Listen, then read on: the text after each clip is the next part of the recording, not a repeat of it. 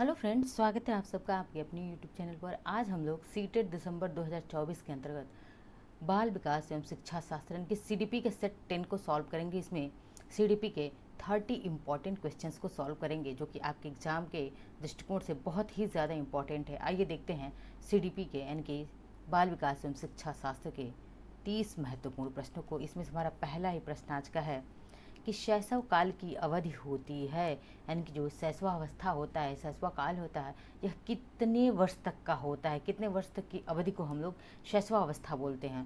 तो देखिए, जन्म से 1 वर्ष तक, जन्म से 2 वर्ष तक, जन्म से 3 वर्ष तक या 2 से 3 वर्ष तक, कितने वर्ष तक के एज को हम क्या कहते हैं? शैशवावस्था यानी कि शैशव काल कहते हैं। कितने वर्ष तक की अवस्था को? तो देखिए ऑप्शन बी राइट आंसर है, यानी कि कब से? जन्म से 2 वर्ष। कभी कभी 0 से 2 वर्ष भी लिखा रहेगा, तो आपको कंफ्यूज नहीं होना है, समझना है क्या कि 0 से 2 वर्ष लिखा है मतलब क्या है कि जन्म से 2 वर्ष। ठीक है, आगे बढ़ते हैं नेक्स्ट अगले प्रश्न की तरफ। दूसरा प्रश्न है हमारा, दूसरा प्रश्न है पियाजे के अनुसार 2 से 7 वर्ष के बच्चे, 2 से 7 वर्ष के बच्चे के बीच का एक, ठीक है, अच्छा ठीक है, पियाजे के अनुसार कह रहा है 2 से 7 वर्ष का बीच का, यानी कि एज क्या है उस बच्चे की, इस बच्चे की जो एज है कितनी है? 2 से 7। एक बच्चा है, उसकी एज 2 से 7 वर्ष है। अब कह रहा है कि पियाजे के अनुसार 2 से 7 वर्ष के बीच का एक बच्चा विकास की किस अवस्था में है? अब पियाजे ने विकास की कितनी अवस्थाएं बताई? 4 अवस्थाएं बताई हैं। अब बता रहा है कि बस एज देखिए कितना घुमा के आप लोगों से सीटेट में प्रश्न पूछा जा रहा है कि एज दे दिया है। अब आपको बताना है कि 2 से 7 वर्ष का बच्चा, और भी पियाजे के अनुसार, पियाजे के जो अवस्थाएं बताई हैं उसके अनुसार किस अवस्था में, किस स्टेज में आएगा? पूर्व संक्रिय अवस्था में, औपचारिक संक्रिय अवस्था में, मूर्त संक्रिय अवस्था या संवेदी गामक अवस्था, किस अवस्था में आएगा? पियाजे के अनुसार आपको बताना है। तो देखिए 2 से 7 वर्ष के बीच का बच्चा जो है संज्ञानात्मक विकास की किस अवस्था में होता है? तो पूर्व संक्रिय अवस्था। ऑप्शन कौन सा हमारा राइट आंसर होगा? ऑप्शन ए हमारा राइट आंसर होगा। 2 से 7 वर्ष का बच्चा जो है पूर्व संक्रिय अवस्था में होता है।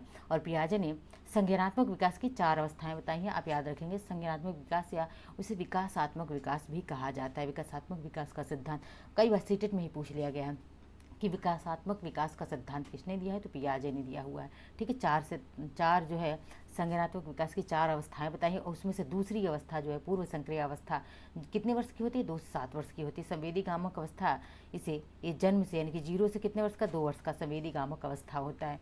ठीक है, आगे बढ़ते हैं, देखते हैं तीसरे प्रश्न को। विकास, यहाँ आपको खाली जगह भरना है, यानी कि विकास किस ओर से किस ओर की ओर बढ़ता है? तो विकास कहाँ से किस ओर बढ़ता है? देखते हैं। सामान्य से विशिष्ट की ओर जाता है, विशिष्ट से कठिन की ओर जाता है, विशिष्ट से सामान्य की ओर, या साधारण से आसान की ओर जाता है। तो विकास किधर से किधर जाता है? तो विकास सामान्य से विशिष्ट जाता है। कहाँ से कहाँ जाता है विकास? तो हमेशा याद रखिए, इसको लिख के प्रैक्टिस किया कीजिए, सामान्य से विशिष्ट। ठीक है, इसलिए मैं लिख कर प्रैक्टिस करने के लिए कह रही हूँ कि आप एग्जाम में बिल्कुल भी कंफ्यूज नहीं होंगे। एकदम एक बार देखिए, कभी कभी होता है ना कि हम एक और 2 ऑप्शन में हमेशा कंफ्यूज है, हर बच्चा होता है। इसीलिए वही बच्चा जो है इसको अच्छे से कर पाता है जिसने प्रैक्टिस की है, बहुत ही अच्छे से लिख लिख के प्रैक्टिस किया। और सीटेट पास करने के लिए बहुत, मतलब सच कहें तो 1 से 1.5 महीना बहुत है तैयारी करने के लिए, लेकिन हाँ, लग के तैयारी करना और किसके अनुसार? कीवर्ड्स के अनुसार पढ़ाई करना बहुत ज़रूरी है। ऑप्शन ही हमारा क्या है? राइट आंसर है। नेक्स्ट बढ़ते हैं चौथे प्रश्न की तरफ। चौथा प्रश्न है, जब एक वयस्क सहयोग से सामंजस्य स्थापित कर लेते हैं तो वह बच्चों के वर्तमान स्तर के प्रदर्शन को संभावित क्षमता के स्तर के प्रदर्शन की तरफ प्रगति क्रम को सुगम बनाते हैं। इसे क्या कहा जाता है? देखिए समझिए इस प्रश्न को कि इसे क्या कहते हैं। ये वाइगोत्स्की से संबंधित ये प्रश्न है कि जब एक वयस्क सहयोग से सामंजस्य कर लेता है, ठीक है, स्थापित कर लेता है, तो वह बच्चों के वर्तमान के यानी कि वर्तमान स्तर के प्रदर्शन को संभावित क्षमता के स्तर के प्रदर्शन की तरफ प्रगति क्रम को सुगम बनाता है। इसे क्या कहा जाता है? अब देखिए, समीपस्थ विकास यानी कि जिसे जेडपीडी कहा जाता है, जोन ऑफ प्रॉक्सिमल डेवलपमेंट, या सहयोग देना, या सहगामी अधिगम, या सहयोगात्मक अधिगम, इसे क्या कहा जाता है? तो इसे सहयोग देना कहा जाता है। क्या कहा जाता है? सहयोग देना कहा जाता है। ठीक है, आगे बढ़ते हैं, अब देखते हैं अगले प्रश्न को। ऑप्शन बी इसमें क्या है, राइट आंसर है। अगला हमारा पांचवा प्रश्न है। पांचवा प्रश्न है, नवीन जानकारी को शामिल करने के लिए वर्तमान स्कीमा, स्कीमा का मतलब क्या होता है, अवधारणा, कॉन्सेप्ट जिसे हम कहते हैं, ठीक है, समझ जाइए। तो कह रहे नवीन जानकारी को शामिल करने के लिए वर्तमान स्कीमा यानी कि अवधारणा में बदलाव की प्रक्रिया क्या कहलाती है। तो क्या कहलाती है, अनुकूलन, आत्मसात्करण जिसे एसिमिलेशन कहते हैं, समायोजन या अहम केंद्र।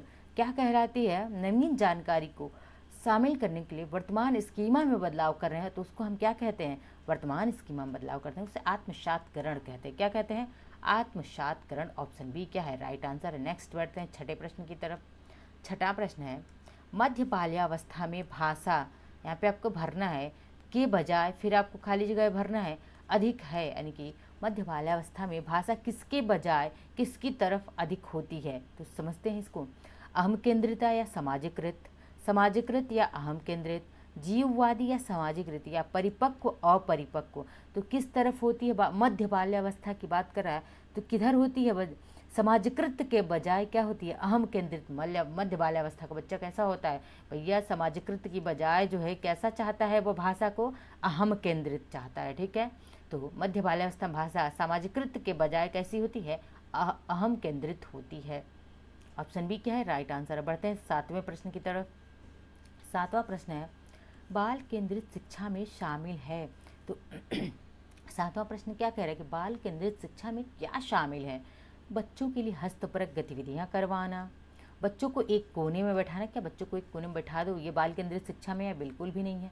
प्रबंधित परिवेश में अधिगम, नहीं, प्रबंधित परिवेश में किसी भी तरह का ना तो क्या हो, प्रतिबंध नहीं होना चाहिए, बाधा नहीं होनी चाहिए। अधिगम में सीखना, अधिगम का मतलब सीखना, लर्निंग होता है। और कह रहा है कि वे गतियाँ जिनमें खेल शामिल नहीं हो, शामिल होता तो ये ऑप्शन सही हो जाता, लेकिन शामिल नहीं होता कह रहा है, यानी कि ये भी गलत है। ऑप्शन ए हमारा क्या हो गया, राइट आंसर हो गया कि बच्चों के लिए कैसी बाल केंद्रित शिक्षा में हस्तपरक गतिविधियां करवाने वाली शिक्षा शामिल है, ठीक है।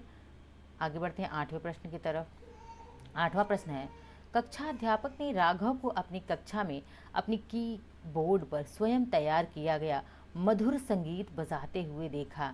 कक्षा अध्यापक ने विचार किया कि राघव में बुद्धि उच्च स्तरीय थी। अब राघव में कैसी बुद्धि उच्च स्तरीय थी भाई, मधुर संगीत बजा रहा है तो संगीत से संबंधित देखते हैं, कीवर्ड यहीं पर नोट कर लीजिए, कीवर्ड कि संगीत से संबंधित है वो बच्चा राघव। अब देखते हैं स्थानिक बुद्धि, शारीरिक गतिबोधात्मक, भाई तैराक, शारीरिक गतिबोध तैराक थोड़े ना है वो, ठीक है। संगीत या भाषाई, वक्ता थोड़ी ना है, वक्ता होता तो कैसा होता, लेक्चरर होता तो भाषाई बुद्धि होती, लेकिन संगीत है, मधुर संगीत सुना तो उसमें संगीतिक बुद्धि है, उसकी बुद्धि कैसी है, उसमें संगीतमय यानी कि संगीत वाली बुद्धि जो है उच्च स्तरीय है। ऑप्शन सी क्या है, राइट आंसर है।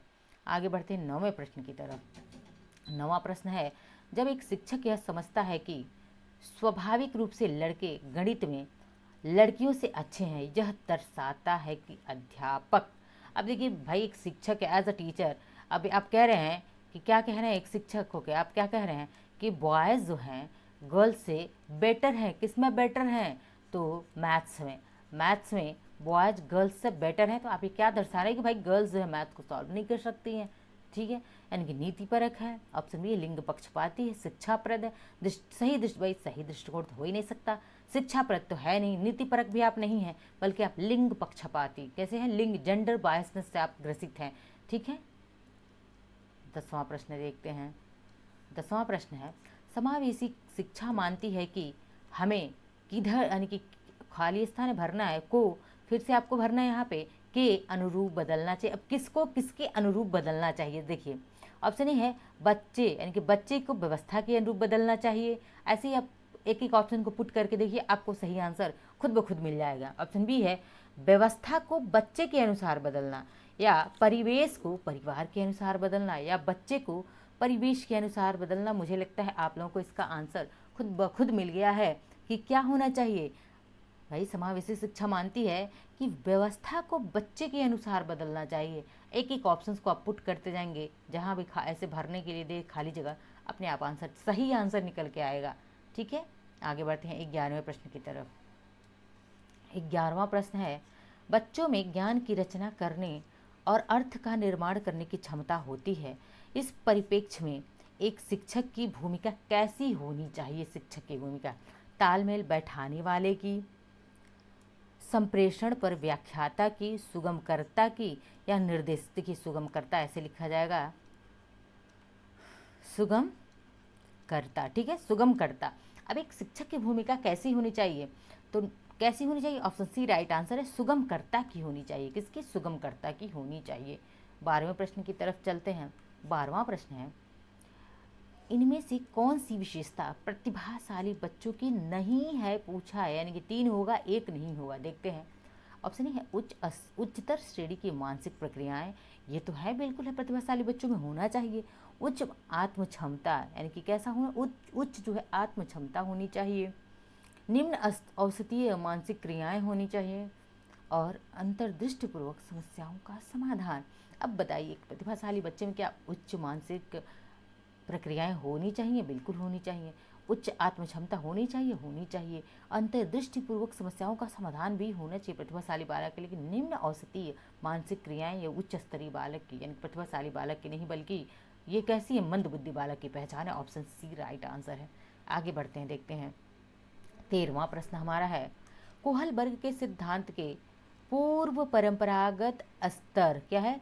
पूर्व परंपरागत स्तर के अनुसार कोई नैतिक निर्णय लेते समय एक व्यक्ति निम्नलिखित में से किस तरफ प्रभावित होगा? अब तक मैंने कोहलबर्ग के सिद्धांत को नहीं पढ़ा है, जल्द ही आपको इस कोहलबर्ग के नैतिक सिद्धांत का जो है आपको लेक्चर मिल जाएगा। और एक बार आप उसको, क्या है, थियरी है वो क्लास, एक बार उसको पढ़िए, फिर आप कोहलबर्ग से संबंधित कोई भी प्रश्न बिल्कुल भी गलत नहीं करेंगे, क्योंकि बहुत ही सरल भाषा में मैंने कोहलबर्ग को, बहुत ही सरल भाषा में आपको पढ़ाया जाएगा। यहाँ पे पिछली बार भी मैंने इसको पढ़ाया था और बहुत सरल शब्दों में पढ़ाया था। इस बार भी आपको बहुत ही सरल शब्दों में कोहलबर्ग के सिद्धांत को पढ़ाया जाएगा और आप इससे संबंधित कोई प्रश्न गलत नहीं करेंगे। फिलहाल देखते हैं इस प्रश्न को कि कोहलबर्ग के सिद्धांत के कौन से स्तर की बात कर रहा है? पूर्व परंपरागत स्तर की बात कर रहा है। और इसके अनुसार कह रहा है कि कोई नैतिक निर्णय लेते समय एक व्यक्ति निम्नलिखित में किस तरफ प्रभावित होगा? तो किस तरफ प्रभावित होगा कोई व्यक्ति? देखते हैं इसको। अंतर्निहित संभावित दंड की तरफ प्रभावित होगा, व्यक्तिगत आवश्यकता तथा इच्छाओं की तरफ होगा, या व्यक्तिगत मूल्य या पारिवारिक अपेक्षाओं, किसकी तरफ होगा? देखिए, पूर्व परंपरागत स्तर क्या कहता है? इसके अंतर्गत होता है कि दंड अथवा आज्ञा पालन की अभिमुखता होती है। इसमें दंड या आज्ञा पालन, बस आपको कुछ नहीं करना, बस याद रखना है। पूर्व परंपरागत स्तर में क्या होता है? तो दंड, कीवर्ड देखिए आगे ना, कीवर्ड का ये कमाल होगा, मैं पढ़ाऊंगी उसको अच्छे से आप लोगों को। कीवर्ड यानी कि क्या है? दंड और आज्ञाकारिता होती है। क्या होती है? आज्ञाकारिता। ये दोनों होते हैं किसमें? तो कोहलबर्ग के सिद्धांत के पहले स्तर, पूर्व परंपरागत स्तर में। ठीक है, एक होता है परंपरागत स्तर, और इसमें क्या होता है? तो इसमें परस्पर एकरूपता, अभिमुखता और अधिकार संरक्षण होता है। ठीक है, अधिकार संरक्षण की बात की जाती है। आगे बढ़ते हैं, देखते हैं 14वें प्रश्न को। शिक्षार्थियों की वैयक्तिक भिन्नताओं के संदर्भ में शिक्षिका को चाहिए, यानी शिक्षार्थियों के वैयक्तिक इंडिविजुअल कक्षाएं हैं मान लीजिए, तो उसमें शिक्षिका को क्या करना चाहिए? ऑप्शन देखते हैं। विविध प्रकार की अधिगम परिस्थितियों को उपलब्ध करवाना। ऑप्शन बी है निगमनात्मक पद्धति के आधार पर समस्याओं का समाधान करना, कलन विधि का अधिकतर प्रयोग करना, या याद करने के लिए शिक्षार्थियों को तथ्य उपलब्ध करवा देना। भाई, जब व्यक्तिक भिन्नता, इंडिविजुअल डिफरेंस है शिक्षार्थियों में, तो आप क्या करेंगे? विविध प्रकार की अधिगम परिस्थितियों को उपलब्ध करवाएंगे। ऑप्शन ए राइट आंसर है। बढ़ते हैं 15वें प्रश्न की तरफ। 15वां प्रश्न है, निम्नलिखित में से कौन सा कौन सा बाल विकास का एक सिद्धांत नहीं है? तो कौन सा बाल विकास का सिद्धांत नहीं, मतलब 3 है और एक कोई बाल विकास का सिद्धांत नहीं है। तो देखते हैं कौन सा नहीं है। विकास का एक क्रम का पालन करना, विकास एक क्रम का पालन करता है, बिल्कुल सही बात है, विकास एक क्रम के बाद एक होता ही है। ठीक है, विकास के सभी क्षेत्र महत्वपूर्ण है, सभी क्षेत्र महत्वपूर्ण होते हैं। और ऑप्शन सी है, विकास परिपक्वन तथा अनुभव की अंतर क्रिया का परिणाम होता है। तो विकास में परिपक्वता और अनुभव दोनों होते हैं। तो भाई तीनों बात सही है। अब देखते हैं चौथा क्या है। सभी विकास तथा अधिगम एक समान गति से आगे बढ़ते हैं। क्या सभी विकास और जो है अधिगम एक गति से आगे बढ़ते हैं? बिल्कुल भी नहीं। ठीक है, विकास अपनी तेज़ी से आगे बढ़ता है और अधिगम अपनी, भाई विकास जो है ये तो नेचुरली होता है, लेकिन अधिगम आप सीखना, आप स्वयं सीखते हो, आप कौन सा बालक किस गति से सीखेगा, या तो उस बच्चे की सीखने की स्पीड पर डिपेंड करता है। तो एक समान गति से कैसे आगे बढ़ सकते हैं, बस। ठीक है, ऑप्शन डी क्या है, राइट आंसर है। कीवर्ड मैंने कहा अब यहाँ विकास को देखिए, अधिगम को देखिए, बस दोनों में डिफरेंस कैसे आप पहचान लोगे, कीवर्ड कैसे समझो।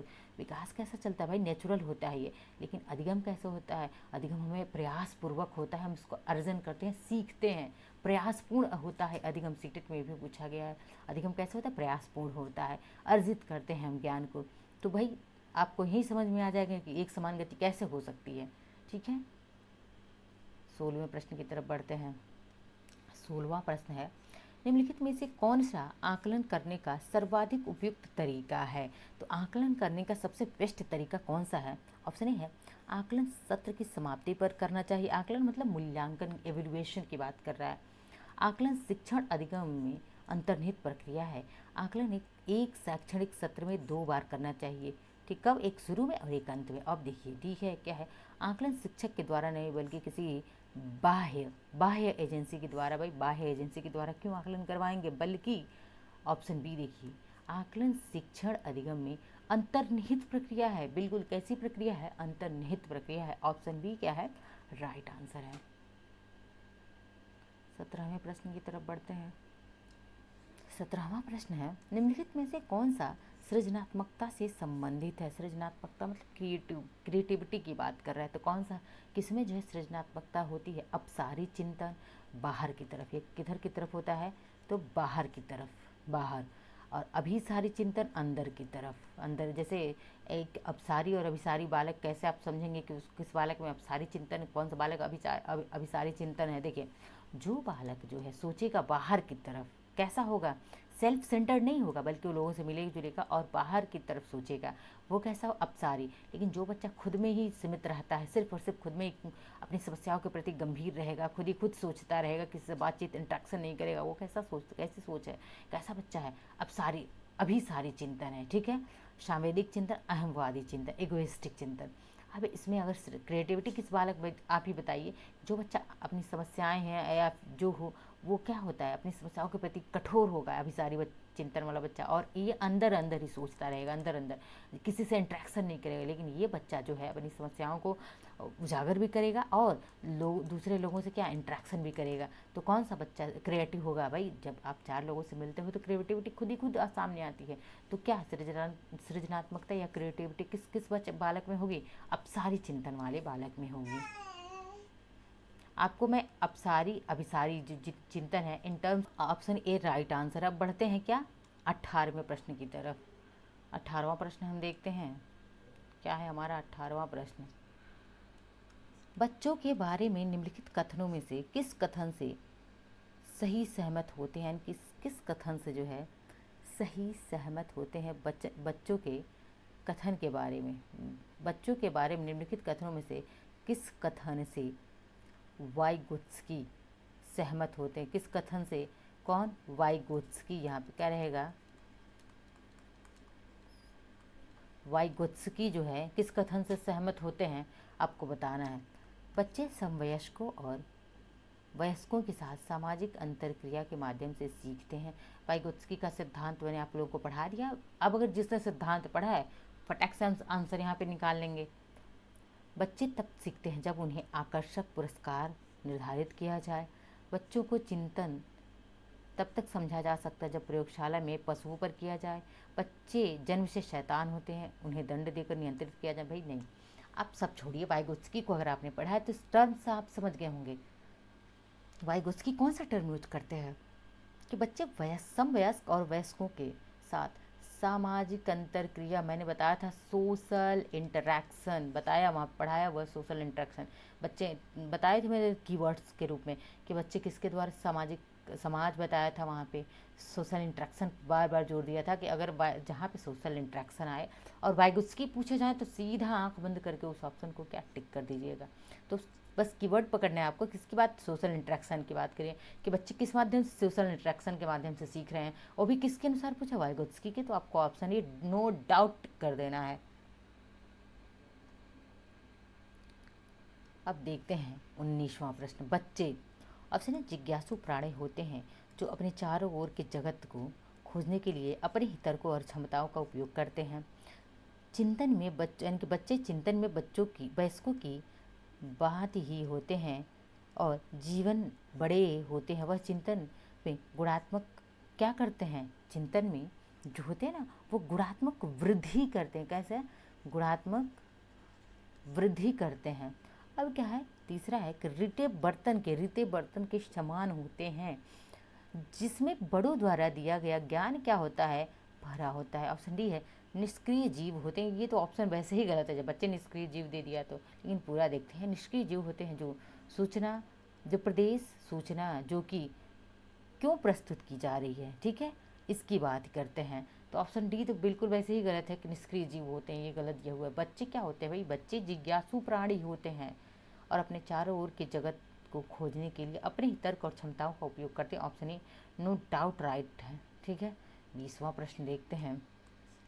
बच्चों की त्रुटियों के बारे में निम्नलिखित में से कौन सा कथन क्या है, सत्य है। अब कौन सा कथन है जो सत्य है बच्चों की त्रुटियों के बारे में? असावधानी के कारण बच्चे त्रुटियां करते हैं, क्या है, सत्य है। बच्चों की त्रुटियां उनके सीखने की प्रक्रिया का एक अंग है। बच्चे तब तक क्या करते हैं, बच्चे तब तक त्रुटियां करते हैं जब शिक्षक सौम्य हो और उन्हें त्रुटियां करने पर दंड नहीं देता हो। बच्चों की त्रुटियां शिक्षक के लिए महत्वहीन है, ऐसा बिल्कुल नहीं है। बल्कि देखिए यहाँ पे दिया हुआ है ना कि बच्चों की त्रुटियां उनके सीखने का अंग। भाई बिल्कुल, जो गलतियां होती हैं, जो त्रुटियां होती हैं, वह सीखने का अंग होती हैं। ऑप्शन बी राइट आंसर है। 21वां प्रश्न देख लेते हैं। 21वां प्रश्न थोड़ा बड़ा है, देखते हैं। अध्यापक को यह सुनिश्चित करना चाहिए कि उसकी कक्षा के सभी विद्यार्थी अपने आप को स्वीकृत और सम्मानित समझे। इसके लिए शिक्षक को चाहिए कि वह शिक्षक क्या करे, कड़े नियम बनाए और जो बच्चे उनका पालन ना करें उन्हें दंड दे। बिल्कुल भी नहीं, ऐसा बिल्कुल नहीं करना है। वंचित पृष्ठभूमि से आने वाले बच्चों का तिरस्कार करे ताकि वे अनुभव करें कि उन्हें कठोर परिश्रम करना, ये भी नहीं। उन शिक्षार्थियों का पता लगाए जो अच्छी अंग्रेजी बोल सकते हों और संपन्न घरों से हों तथा उन्हें आदर्श रूप में प्रस्तुत। देखिए आपको ये तीनों ऑप्शन बिल्कुल स्वतः ही, आप पहली बार भी अगर पढ़ेंगे तो ये गलत हैं, लगेंगे, खुद गलत लगेंगे। ऑप्शन डी देखिए, अपने शिक्षार्थियों की सामाजिक और सांस्कृतिक पृष्ठभूमि की जानकारी प्राप्त करें और कक्षा में विविध मतों को प्रोत्साहित करें। ऑप्शन डी एकदम क्या है, अप्रोप्रिएट आंसर है। 3 तो वैसे ही गलत दिख रहे थे। अब 22वां प्रश्न देखते हैं। सुरेश सामान्य रूप से एक शांत कमरे में अकेले पढ़ना चाहता है, जबकि मदन एक समूह में अपने मित्रों के साथ पढ़ना चाहता है। यह उनके, अब भरना है यहाँ पे, में भिन्नता के कारण, उनकी किसकी भिन्नता के कारण है कि भाई सुरेश जो है शांत कमरे में पढ़ना सुरेश शांत कमरे में पढ़ना चाहता है, लेकिन मदन जो है एक समूह में, क्राउड में भी पढ़ लेता है। तो देखते हैं, मूल्य में भिन्नता के कारण, अभिक्षमता में भिन्नता, या अधिगम शैली या प्रवर्तन स्तर। ऑप्शन सी राइट आंसर है। अधिगम शैली की बात होती है तो भाई सुरेश क्या है, सुरेश की अधिगम शैली है कि वो शांत कमरे में पढ़ाई कर पाएंगे, और जो ये मदन है इनकी अधिगम शैली कि भाई क्राउड में भी रहेंगे तो ये पढ़ लेंगे, ठीक है। तो अधिगम शैली की जो है भिन्नता है। ऑप्शन सी क्या है, राइट आंसर है। 23वें प्रश्न की तरफ बढ़ते हैं। 23वां प्रश्न क्या है, 23वां प्रश्न है, देखते हैं। भारत में भाषिक भिन्नता बहुत है, बिल्कुल है। हर कहते हैं ना कि कोस कोस पे पानी बदल जाता है, कोस कोस पे भाषा, तो वही चीज़ है कि भारत में भाषिक भिन्नता बहुत है। इस संदर्भ में विशेषकर कक्षा 1 और 2 के प्राथमिक स्तर पर बहुभाषिक परीक्षाओं के बारे में सर्वथा उपयुक्त कथन है। अब देखते हैं कौन सा कथन जो उपयुक्त है। शिक्षार्थियों को अपनी मातृभाषा का प्रयोग करने पर दंडित किया जाए, बिल्कुल नहीं फोकल लैंग्वेज पे, बल्कि बच्चों को जो प्राइमरी एजुकेशन है 1 to 5 यह फोकल लैंग्वेज या मातृभाषा में ही दी जानी चाहिए, ठीक है।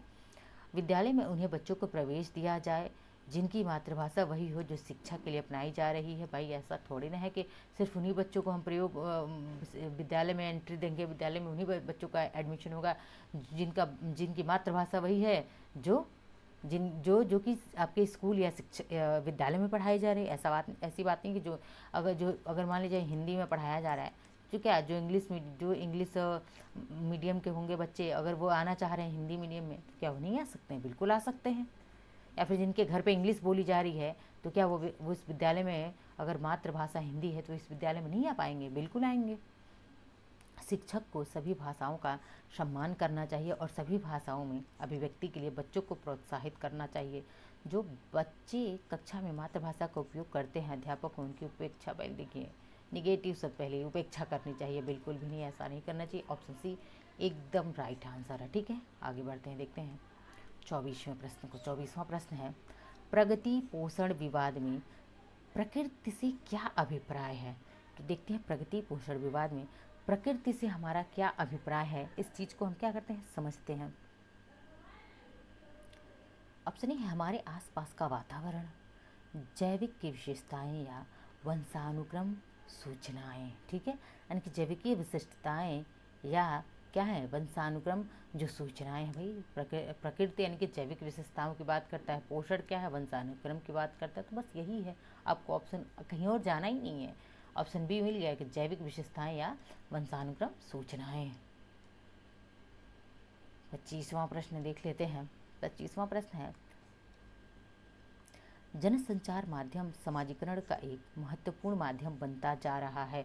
जनसंचार माध्यम, कम्युनिकेशन का जो माध्यम है वो समाजीकरण यानी कि सोशलाइजेशन का एक महत्वपूर्ण जो है साधन बनता जा रहा है। बिल्कुल सही बात है।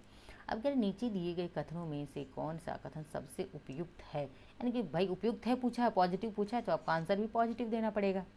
अब देखते हैं, संचार माध्यम पदार्थों के विज्ञान और दूसरे के लिए एक अच्छा माध्यम है। ठीक है, आगे बढ़ते हैं, देखते हैं, समाजीकरण केवल माता पिता और परिवार के द्वारा, बिल्कुल भी ऐसा थोड़ी ना केवल माता पिता और परिवार के, स्कूल कॉलेज में समाजीकरण नहीं होता है, खेल के मैदान में समाजीकरण नहीं होता है, तो ये तो गलत ही है। जनसंचार माध्यमों की पहुंच बड़ी है और क्या है, जनसंचार यानी कि जो संघ संचार माध्यम अभिवृत्तियों, मूल्यों और विश्वासों को प्रभावित करते हैं। अब क्या है, बच्चे संचार माध्यमों के साथ प्रत्यक्ष रूप से अंतर्क्रिया नहीं कर सकते, भाई कर सकते हैं, संचार माध्यम से प्रत्यक्ष रूप से भी कर सकते हैं। ठीक है, तो इसमें ऑप्शन क्या है, सी हमारा राइट आंसर है। क्या है, ऑप्शन सी एकदम राइट आंसर है कि जनसंचार माध्यमों की पहुंच क्या है, बढ़ी है, और जनसंचार माध्यम आवृत्तियों, मूल्यों और विश्वासों को क्या करते हैं, प्रभावित करते हैं। 26वां प्रश्न है, बच्चे किस प्रकार सीखते हैं, नीचे दिए गए कथनों में कौन सा इस प्रश्न के विषय में सही नहीं है, यानी कि निगेटिव प्रश्न, निगेटिव आंसर। अब बच्चे केवल कक्षा में सीखते हैं, क्या यह सही है कि बच्चे केवल कक्षा में सीखते हैं? क्या कक्षा से बाहर बच्चे सीखते नहीं हैं? तो बच्चे कक्षा से बाहर कौन सा सही नहीं है पूछा है, आगे देख लेते हैं। बच्चे तब सीखते हैं जब संज्ञानात्मक रूप से तैयार होते हैं, ये क्या है, पॉजिटिव है, बल्कि हमें निगेटिव आंसर चाहिए। तो बच्चे, बिल्कुल सही बात है कि जब संज्ञानात्मक रूप से तैयार होते हैं तभी सीखते हैं। बच्चे अनेकों प्रकार से सीखते हैं, ये भी सही है। बच्चे सीखते हैं क्योंकि वह स्वाभाविक रूप से प्रेरित है, जब स्वाभाविक रूप से प्रेरित होंगे तभी सीखेंगे। अनेक प्रकार से भी सीखते हैं, और जब वो मेंटली कॉग्निटिव यानी कि संज्ञानात्मक रूप से तैयार होंगे तभी सीखेंगे, यानी कि ऑप्शन ए आपको पहले ही मिल गया था। ऑप्शन ए क्या है, राइट आंसर है। 27वां प्रश्न देखते हैं। 27वां प्रश्न है, प्राथमिक विद्यालय शिक्षक को अपने शिक्षार्थियों को प्रेरित करने के लिए निम्नलिखित में से किस रणनीति को अपनाना चाहिए, बच्चों को प्रेरित करने के लिए। तो कौन सी रणनीति अपनानी चाहिए, देखते हैं। प्रत्येक विद्यार्थियों में अंक लाने के लिए स्पर्धा को प्रोत्साहित करना, प्रत्येक गतिविधि के प्रेरक के रूप में प्रोत्साहन, पुरस्कार एवं दंड का उपयोग करना, बच्चों को उनकी रुचि, क्या है, रुचि, यहाँ पर मैं लिख देती हूँ, बच्चों को क्या, रुचि, इंटरेस्ट के अनुसार, बच्चों को उनकी रुचि के अनुसार अपने लक्ष्य निर्धारित करने और उन्हें अपने उसमें क्या उत्तम सहायता करना, क्या करना, उत्तम सहायता करना, उसको पाने के लिए, जो उनका लक्ष्य है उसको पाने के लिए उत्तम सहायता करना। ठीक है, आगे बढ़ते हैं, देखते हैं डी ऑप्शन क्या है। पूरी कक्षा के लिए मानक लक्षण निर्धारित करना और उसकी उपलब्धि की आकलन के लिए कठोर मानदंड निर्धारित करना, बिल्कुल नहीं, कठोर मानदंड नहीं निर्धारित करना, और ना ही पुरस्कार दंड का उपयोग करना है, ना ही उनमें स्पर्धा लाने की वर्ड मैं बता रही हूँ। आपका ऑप्शन क्या है, सी है कि बच्चों को उनकी रुचि के अनुसार अपने लक्ष्य निर्धारित करना और उन्हें उसको पाने के लिए उत्तम सहायता देना। ऑप्शन सी क्या है, राइट आंसर। 28वां प्रश्न है, निम्नलिखित में से कौन सा समाजीकरण का एक प्रमुख कारक है, कौन सा समाजीकरण का एक प्रमुख कारक है, आपसे पूछा हुआ है। तो देखते हैं कौन सा कारक है। परिवार, कंप्यूटर, आनुवंशिकता, राजनीतिक दल। क्या इस राजनीतिक दल ये सामाजिक सोशलाइजेशन करते हैं? बिल्कुल भी नहीं, इनमें सिर्फ और सिर्फ एक कारण है, क्या है, कारक है, तो परिवार है। परिवार रहे, पड़ोस रहे, परिवार या पड़ोस भी पूछ सकता है, स्कूल है, शिक्षालय में लिख देती हूँ, शिक्षालय है, जिसे हम स्कूल कहते हैं, या फिर खेल का मैदान हुआ, खेल का मैदान, यहाँ पे ये सभी प्लेसेस क्या हैं, इन सभी प्लेसेस पे सोशलाइजेशन होता है। ठीक है, आगे बढ़ते हैं। 29वां प्रश्न देखते हैं। 29वां प्रश्न है, बच्चों को समूह कार्य देना एक प्रभावी रणनीति है, क्यों? क्यों है पूछा है आपसे। देखते हैं। शिक्षक का कार्य कम हो जाता है, इसलिए बच्चों को समूह ग्रुप वर्क दे देना चाहिए। छोटे समूह में कुछ बच्चों को दूसरे बच्चों पर हावी होने की अनुभूति यानी अनुमति मिलती है, बिल्कुल भी नहीं, ऐसा नहीं है। सीखने की प्रक्रिया में बच्चे एक दूसरे से सीखते हैं और परस्पर सहायता भी करते हैं।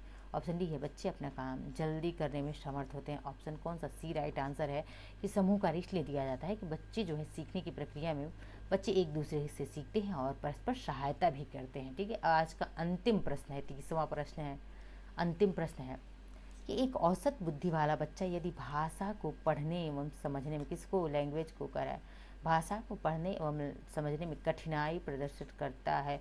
भाषा को क्या करना है, पढ़ना, पढ़ने में कठिनाई, यहीं से कीवर्ड अब निकालिए यहाँ पे, बस दिमाग में आपके आ गया होगा। ठीक है, आगे प्रश्न को पढ़िए कि पढ़ने एवं समझने में कठिनाई प्रदर्शित करता है तो वह संकेत देता है कि बच्चों को लक्षण प्रदर्शित कर रहा है। वो कौन सा लक्षण प्रदर्शित कर रहा है भाई? बच्चा पढ़ नहीं पा रहा है, अब पठन विकार की बात कर रहा है ये। अब जिसने हमारी जो है लर्निंग डिसेबिलिटीज़ की क्लास देखी होगी, आंसर बता दिए होंगे अब तक कि पठन विकार कहाँ पे है। पठन विकार देखिए, डिसलेक्सिया, डिस्ग्राफिया, डिसकैल्कुलिया, डिस्पैक्सिया। तो क्या है पठन विकार कहाँ पे? डिसलेक्सिया, ये पठन विकार है। डिसलेक्सिया क्या है? पठन विकार है। पठन विकार में बच्चा करता क्या है, वहाँ पे मैंने बहुत ही अच्छे इमेज के माध्यम से पढ़ाया है सारे विकारों को, मतलब एकदम आसान भाषा में। जैसे बच्चा सा को क्या पढ़ता है, वाज पढ़ता है, बी को क्या पढ़ता है, डी पढ़ता है। ठीक है, ये जो बच्चा ऐसे पढ़े तो समझिए कि पठन विकार से संबंधित है। डिसग्राफिया, ग्राफ किसके, लेखन के काम आता है, ग्राफ लिखते हो आप, लेखन विकार से है। डिसकैल्कुलिया, कैलकुलेशन कहाँ करते हो, तो गणित में ही तो कैलकुलेशन करते हैं, कैलकुलेटर, बस कैलकुलेटर क्या, गणित में जो है कैलकुलेशन का इस्तेमाल होता है। ठीक है, तो ये थी हमारी CDP की आज की 10वीं क्लास, और इसमें हमने 30 क्वेश्चंस किया। आप लोग कमेंट में बताइए 30 यानी कि 30 में आपने कितना पाया है, यहाँ पे आपने कितना पाया है ये आपको बताना है।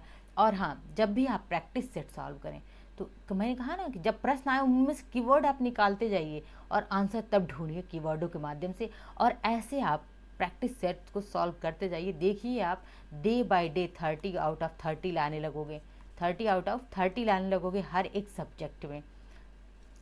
तो मिलते हैं नेक्स्ट लेक्चर में। क्लास को बहुत ज़्यादा ध्यान अपना प्यार दीजिए, लाइक करिए, सब्सक्राइब करिए, कमेंट करिए। मिलते हैं नेक्स्ट लेक्चर में, धन्यवाद।